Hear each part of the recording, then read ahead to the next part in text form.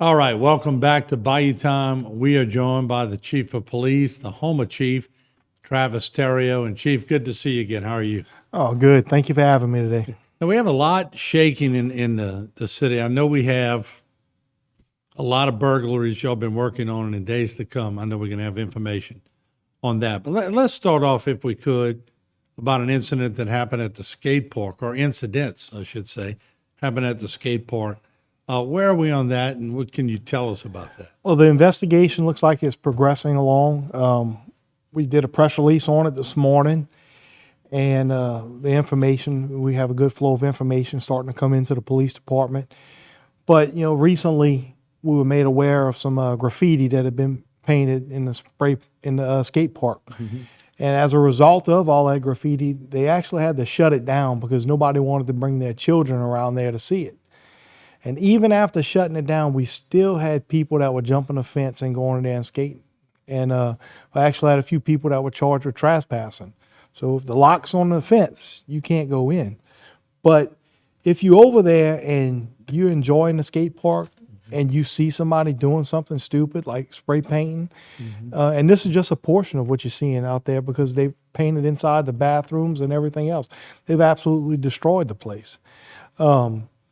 You need to call somebody. If not, then everybody's going to lose the privilege until it's cleaned up. Isn't that incredible that the parish can spend taxpayer dollars to fix up a nice skate park? This is a lot of young adults out there like to do this, like to skate, and it's a great pastime.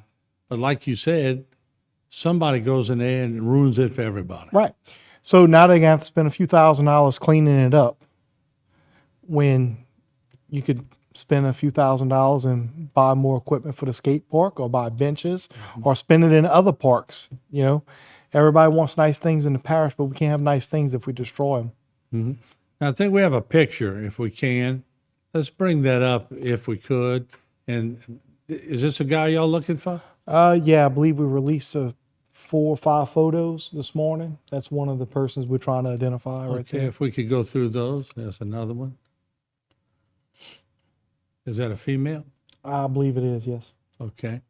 Next one. There we go. So there's more than one. Yeah. Painter. It was a whole group that was in there, and just for whatever reason, they felt like it was the end thing to do. And do you find that a lot, Chief, that sometimes, I guess when you break it down, although they're doing bonehead stuff, some of the people that do graffiti are not that bad of people, but they just think it's cool and they think it's great to get away with. They don't realize they're shutting the whole place down and they're costing the parish a lot of money. And that money over $500, I think, becomes a felony, doesn't it? Yes. Yeah. So they're going to be charged with felony criminal damage to property, and we're also going to charge them with trespassing because the park was closed whenever they did it. Yeah. All right, let's do this again. I want to bring those pictures up one at a time for our audience. Anybody recognizing any of these individuals can call 985-873-6371, or you could call Crime Stoppers Bayou Region, 1-800-743-7433, or you can go online at www.crimestoppersbr.org. And if you call in, tipsters could be eligible for a reward up to $1,000 in cash if your information leads to an arrest of any of these individuals. Now, are we pretty sure these are the ones that did it, or just you have good evidence that it leads to? Well, whenever you watch the video itself, you can see them actually painting. Oh, wow. This is just the still shots that our guys were able to clear up enough so you could identify them. I would say that's pretty good evidence. Yeah. All right, so and that's a spray paint can right there on the table. Oh, yeah, look right there. Yeah, you can see it. There's no doubt about it. So once again, let me give these numbers because I know a lot of people out there. $1,000 if you call. You can call Houma Police Department at 873-6371. Call Crime Stoppers Bayou Region at 1-800-743-7433. And then there's you could send it in at Crime Stoppers, BR.org, P3 Tips app. And once again, $1,000 if you call in a tip and it leads to an arrest. And they've been pretty good over the years about getting that money out to people. So there you have it. And if I were these four individuals, Chief, just in closing, sometimes do they really not realize that they're being videotaped? Either they don't realize or they don't care. Right. I'd like to encourage them to just walk into the police department and tell us who they are. But, Yeah. we'll see if that happens. Yeah.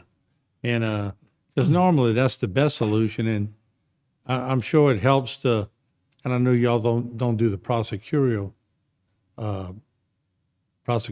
side, but doesn't that help when they come in on their own? They show some remorse. Oh, I think so. I always believe honesty is the best policy. So Yeah. some remorse, and if you did something stupid, come in and tell us you did something stupid. Well, you know what my dad would do, huh? He'd make them get out there with some Brillo pads and scrub it clean. Yeah, that would be nice. Everybody can go watch. There you go. But we do want to talk about another incident that occurred in the 100 block of Banks Avenue, and it resulted in the recovery of narcotics and the arrest of a suspect. And Chief, can you bring us up to speed on that one? Yeah, so over the last month, our narcotics division has been working a fentanyl and heroin distribution in the area of at 114 Banks Avenue. As a result, last Friday, which was July 7th, our SWAT team and along with narcotics executed a search warrant at that location, and he took the suspect into custody, Cedric Johnson, for 2 counts of distribution. Whenever they arrested him, they found him to be in possession of what appears to be, it's either going to be heroin or pure fentanyl, another 15.38 grams of the narcotic. And they also found him to be in possession of some stolen property. So he was arrested on the warrants for possession with the intent to distribute for the additional narcotics and for the possession of stolen property that he had with him at the time. But this has been an ongoing problem. We have had multiple heroin and fentanyl overdoses, and our narcotics division and car patrol and detectives and SWAT team have been relentless and just chipping away. And we're going to keep pressing the fight on narcotics, and we're going to keep doing what we have to do to get this off the streets.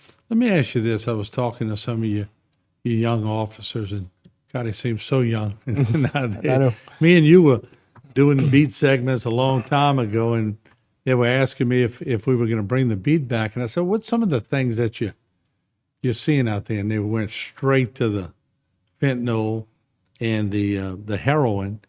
And it's just a much, they were talking about the Narcan, how they carry that with them. And I was with the DA's office today, and they carry cases of that too. It's a little different. Y'all were dealing with crack cocaine, if I remember. That was the big thing back in those days. And it's sort of morphed, and as the chief, you've sort of seen the morphing into all the different things. But this is really a tough one when we was talking about heroin and fentanyl. Yeah, it is. And not only do you have to worry about the problem on the street, we often, every day we're worried about our police officers. So when our team is hitting a location like this, you don't know if there's going to be something on the table, if they get an accidental exposure. So the officers have to keep the Narcan on their own person to use on themselves, possibly. So it's really different than what it was whenever I was in car patrol and doing traffic stops and different how things. vulnerable?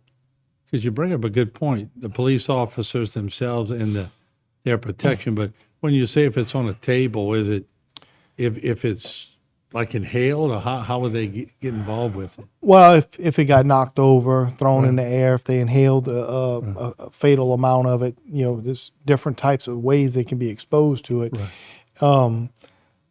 We've heard, it could be absorbed through skin and different things, but we just want to be cautious and make sure they have what they need to be safe. Yeah, so different tools. I remember y'all deploy naturally guns, spray, tasers, now Narcan. Now Narcan, that's right. It's just a different, and I was talking with Danny at the coroner's office. We're going to be getting him to come on and talk with you all in the audience, but it's so serious, and it seems like the numbers are still very high.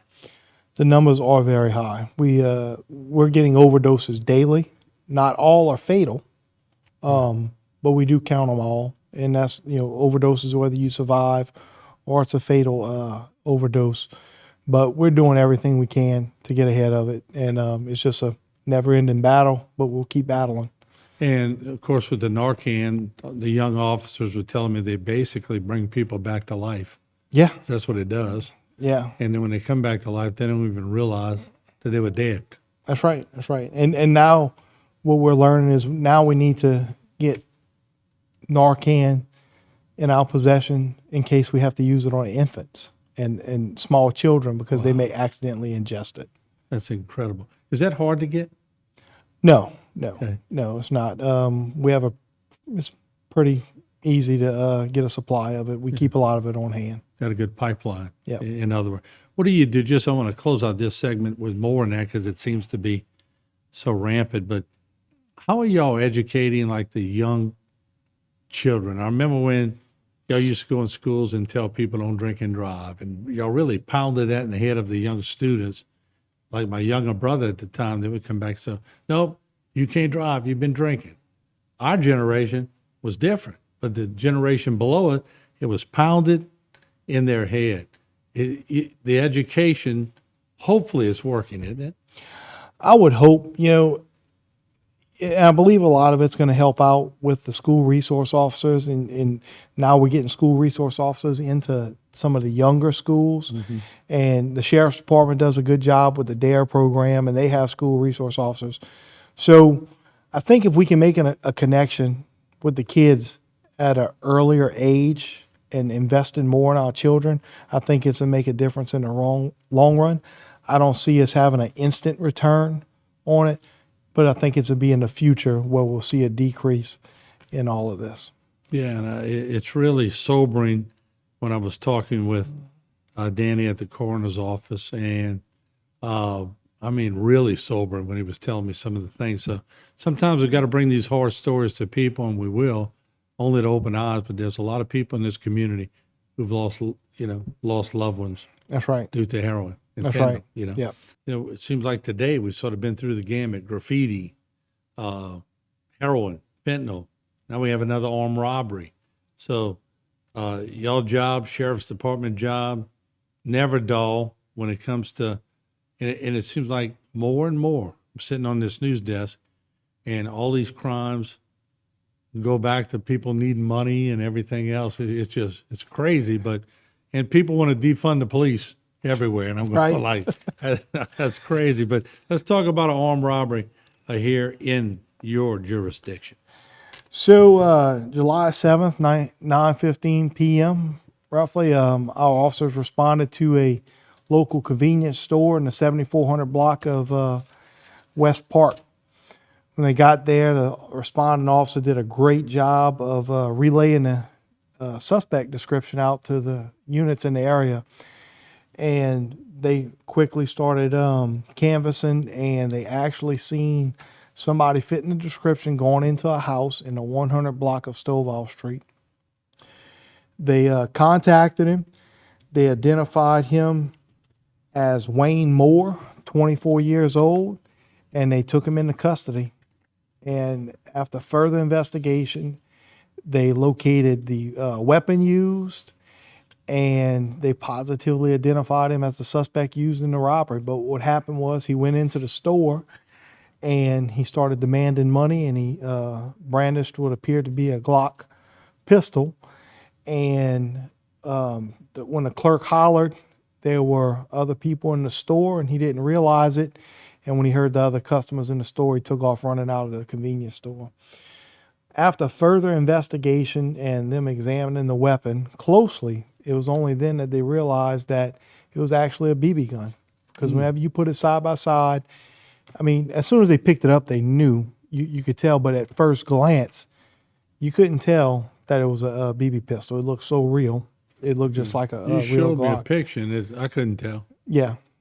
So at first sight, you pretty much believe that it's definitely a Glock. But when it comes down to armed robbery, it doesn't matter if it's a BB gun or an actual real Glock. It's what the victim perceives it to be, and the victim perceived it to be a real firearm. Therefore, it is attempted armed robbery. This is not new. We've seen this happen in Terrebonne Parish. We've seen it happen across the nation.